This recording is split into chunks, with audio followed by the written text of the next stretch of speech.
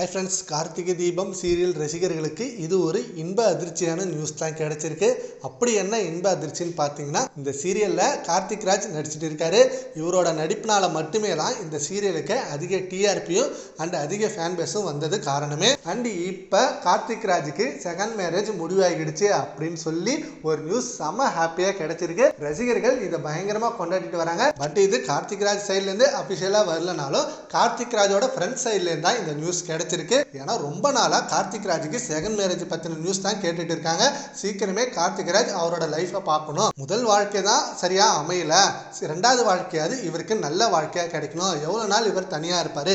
இவர் நடிப்புல அரக்கனா இருக்கலாம், ஆனா வாழ்க்கையில இவருக்கு ஒரு துணை வேணும். நடிப்புல இவர் சாதிச்சு காமிச்சிட்டாரு, ஸோ வாழ்க்கையிலே சாதிக்கணும் அப்படின்னு சொல்லி கார்த்திக் ராஜுக்கு டே பை டே சப்போர்ட் பண்ற நிறைய ஃபேன்ஸ் நிறைய இருக்காங்க. கார்த்திக் ராஜுக்கு முதல் திருமணம் நடந்தப்ப அது ஒரு லவ் மேரேஜா தான் இருந்தது. ரெண்டு பேரும் காதலிச்சு திருமணம் பண்ணியும் இவங்களுக்குள்ள 2 வருஷத்திலேயே செட் ஆகாம போயிடுச்சு.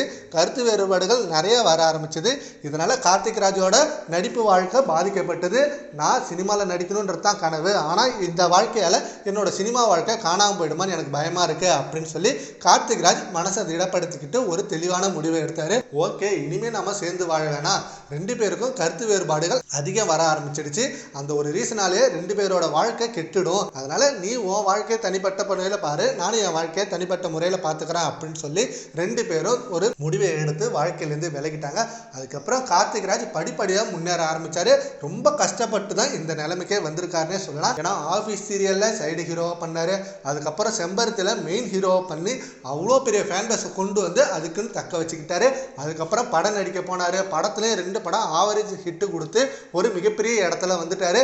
அதுக்கப்புறம் கார்த்திகை தீபம் சீரியல் சீசன் 1 மிகப்பெரிய வெற்றி. இப்போ சீசன் 2 அதை விட மிகப்பெரிய வெற்றியை தாண்டி போயிட்டு இருக்கு. அடுத்தடுத்து அவருக்குன்னு மிகப்பெரிய இடம் காத்துக்கிட்டு இருக்கு. அண்ட் இன்னும் பெரிய இடத்துல பெரிய பட வாய்ப்பெல்லாம் அவருக்கு வரணும்னு ஆசை தான். இந்த நேரத்தில் இவருக்கு செகண்ட் மேரேஜை பற்றின நியூஸ் தான் வந்துட்டு இருக்கு.